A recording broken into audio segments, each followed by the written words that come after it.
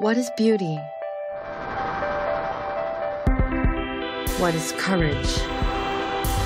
What gives one strength to inspire? Let's talk Women Talk. Anamika strongly believes in the power of education. Only 23 and an outreach officer at Childreach Nepal, she has already led numerous aid missions after the devastating 2015 earthquake. Women Talk TV travels more than 5 hours on rocky mountainous terrain to Banskarkar, Nepal, and we meet this brave and passionate go-getter who is trying to bring about change in her country. Anamika, can you please tell us what Childreach is all about? Childreach, we have a motto what we say is unlock a child potential. So when we go around the village in the schools, we promote a program. It is My School, My Voice. The student gets a platform to show themselves regarding their child right. They teach the elder people what child right is and how important is education. And in the other side, we have sports initiative. In many schools, we have seen that only reading books is not enough because there were huge dropout rate.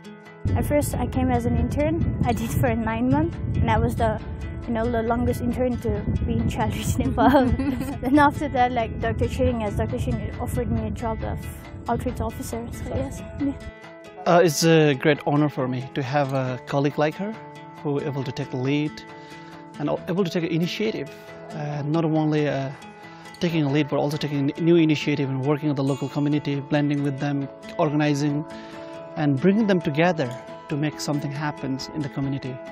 I think I feel myself blessed to have such a wonderful colleague like her. She is bold. She takes her own initiative. She is a true leader.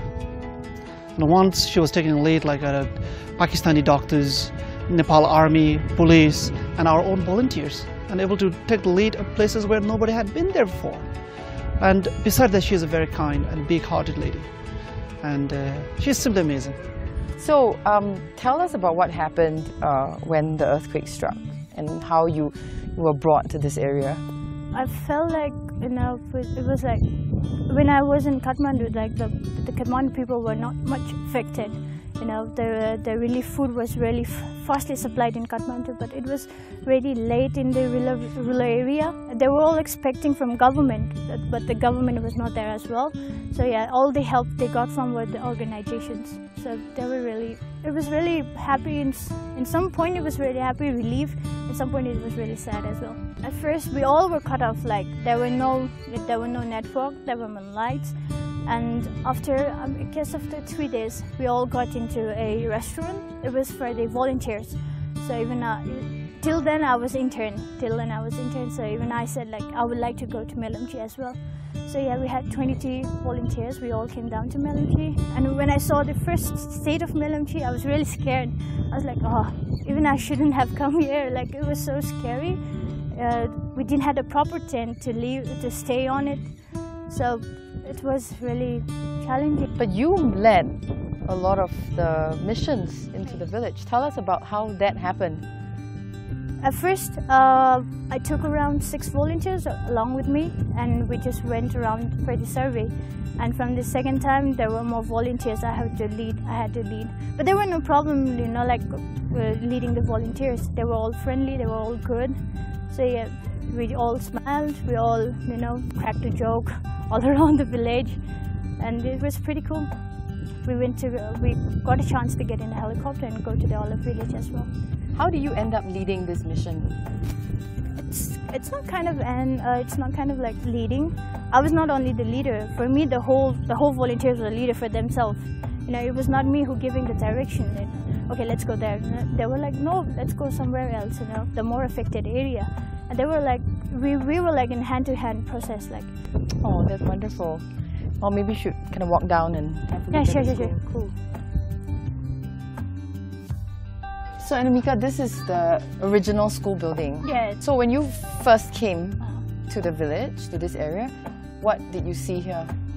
As I first came down in the village, I saw like this building. Even I got scared. The teachers were not passing by nearby in this area because of the building. So the kids must have been very scared. Yes, they have no choice, but they have to complete their classes, so they go inside. They don't have enough classroom and they don't have enough space.